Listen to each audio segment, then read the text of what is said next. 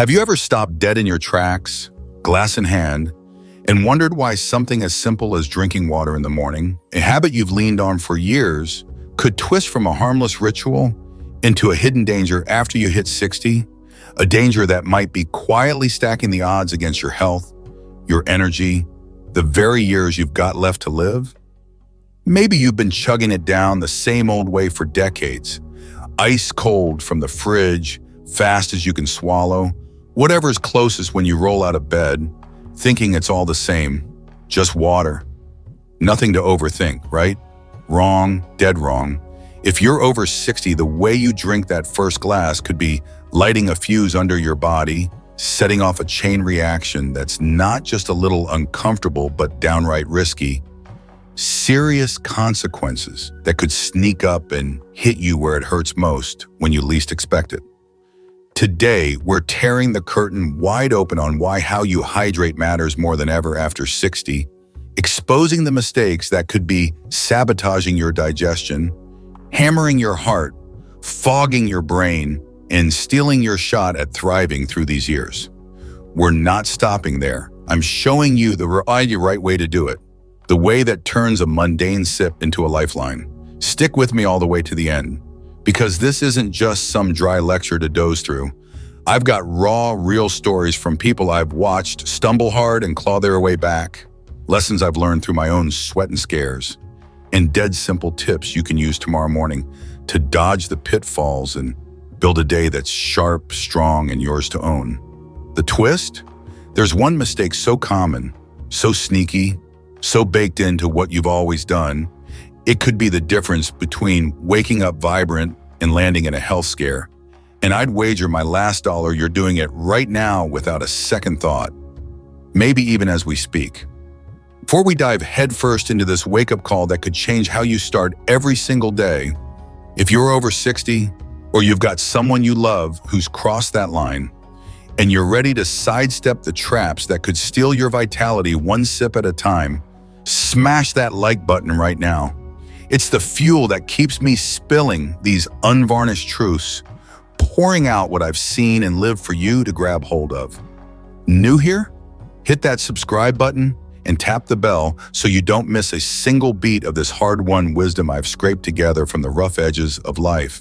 Stuff I wish someone had shouted at me sooner. Love what you're hearing so far? Drop a number 1 in the comments below. I want to see it light up my screen like a flare in the dark. Not your thing?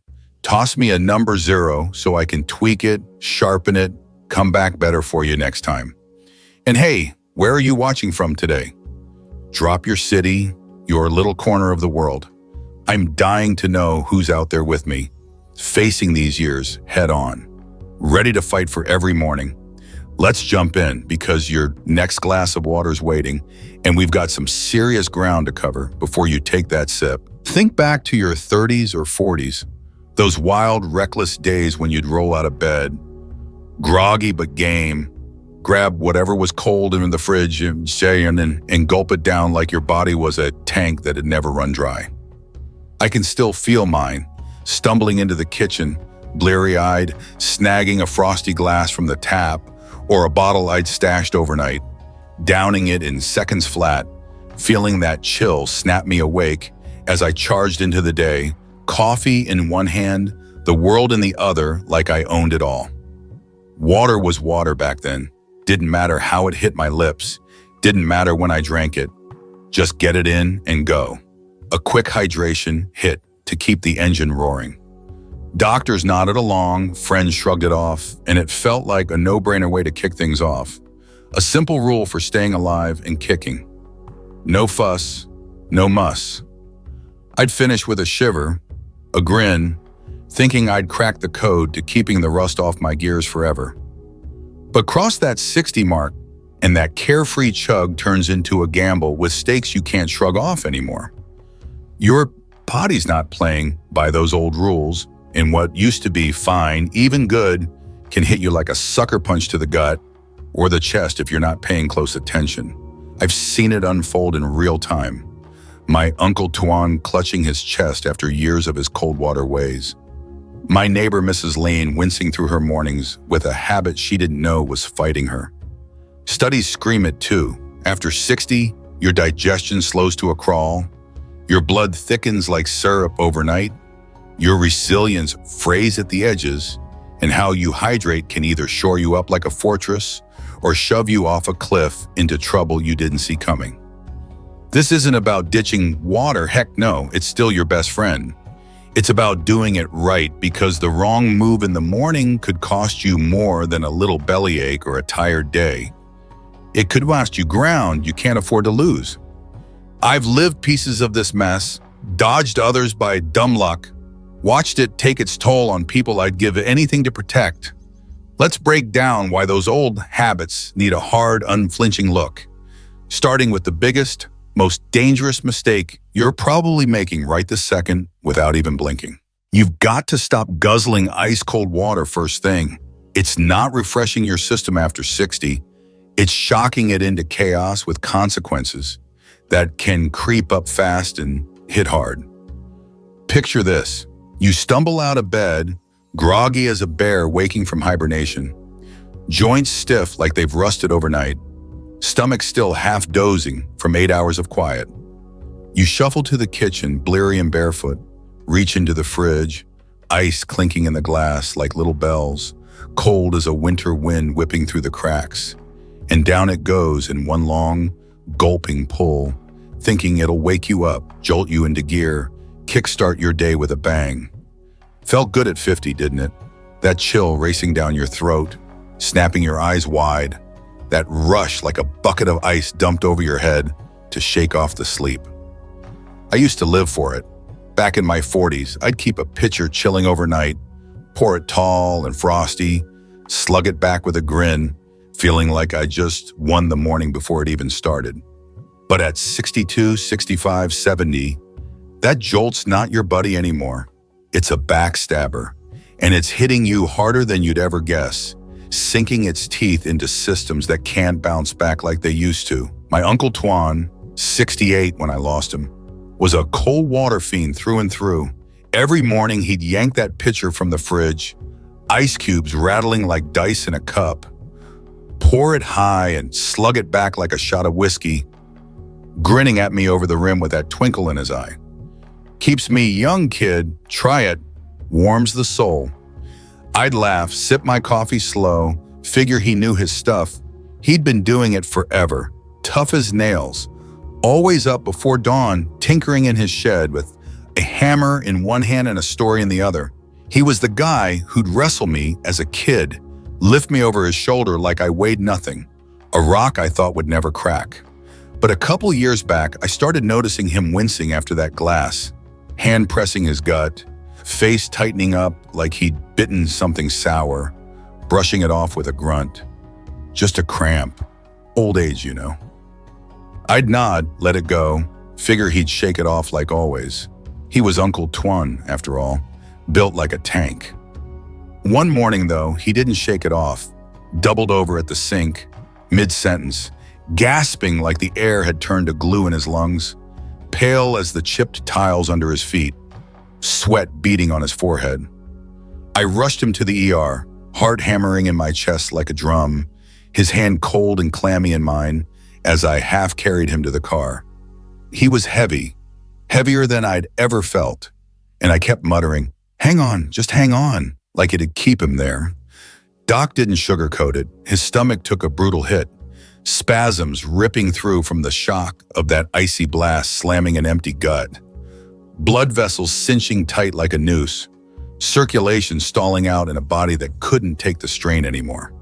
It wasn't just a bellyache. His ticker was straining too, pressure spiking high, a warning shot from years of that habit piling stress on a heart already stretched thin by time. He pulled through that scare, thank God, came home shaky, quieter, switched to warm water after, grumbled about it every day, tastes like nothing now. But he's still here, tinkering slower but steady, hammer still swinging.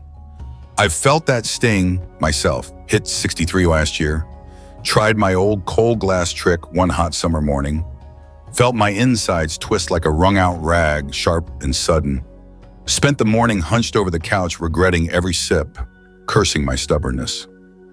My pal Mrs. Kim, 65, dodged that bullet. She sticks to room temp every day, sips it slow, says her stomach's happier than it's been in years. No jolts, no regrets, just calm and ready. Doctors back it up hard. After 60, your digestion's fragile as wet paper. Your blood vessels less forgiving than they were. Cold water constricts flow like a clamp, slows your gut to a crawl, risks cramps, spasms, or worse, especially if your heart's already whispering warnings you haven't heard yet. Uncle Twan's sink moment haunts me still. I can see his face, hear that gasp, feel that panic. I'll be damned if I let it be your wake-up call too. Warm it up, ease it in.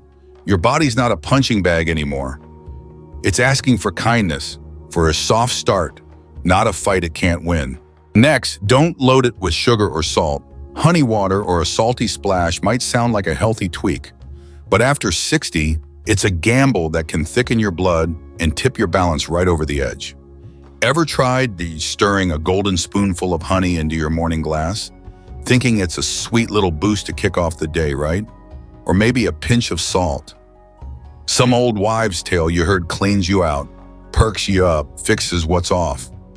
Seems harmless enough, folks swear by it. You see it all over. Little jars of honey on counters, salt shakers by the sink, people nodding like it's gospel. My neighbor Mrs. Lon, 67, was all in on honey water. Every dawn, she'd mix it up on her porch, golden and thick as syrup, sipping it slow with the sun coming up, telling me over the railing, it's nature's medicine, good for the soul, settles me right down. She'd been at it for years, a ritual she picked up from her mom way back, always glowing about how it soothed her stomach, perked her up, kept her humming through the day. I'd see her out there rocking in her chair, glass glinting in the light, and I'd think, she's onto something. Looks peaceful, healthy. Maybe I should try it.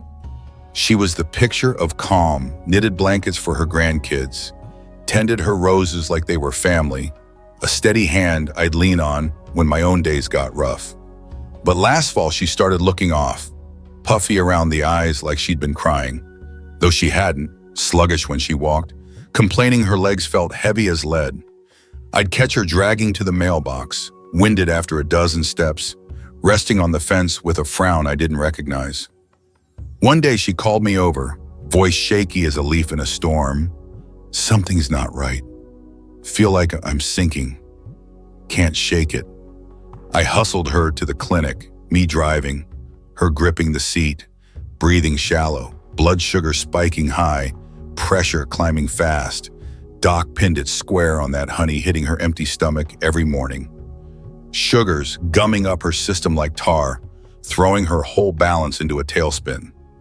She cut it out after, switched to plain water, no sweetness, no fuss, puffiness faded in weeks, legs lighter, steps surer, says she misses the taste but not the weight dragging her down. I've slipped there myself, hit 64, tried salt water one rough morning and after the late night. Some trick I'd read online about flushing out the blahs, thought it'd fix me quick. Nope, ended up bloated like a balloon, head pounding like a drum, pressure creeping high till I drank it off with plain stuff, swearing never again. My cousin Mr. High, 66, dodged that mess.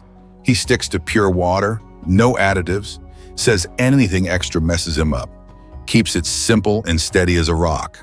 Science backs it up loud. After 60, your kidneys slow to a shuffle, your stomach's a delicate dance. Sugar thickens your blood like molasses. Salt spikes sodium through the roof, both piling strain on your heart and veins when you're least ready to fight it off. First thing in the morning when your system's still waking up. Mrs. Lon's porch is brighter now.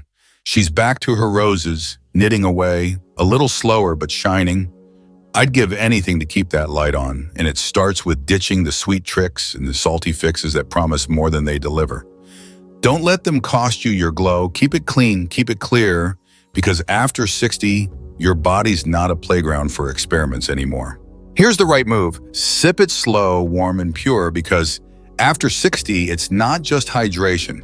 It's protection for your whole day and doing it wrong could unravel everything.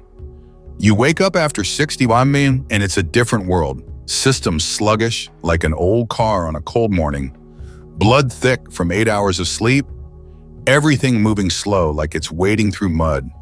Water's your reset button and your chance to wake it all up. But how you take it in can make or break you before the day even gets going.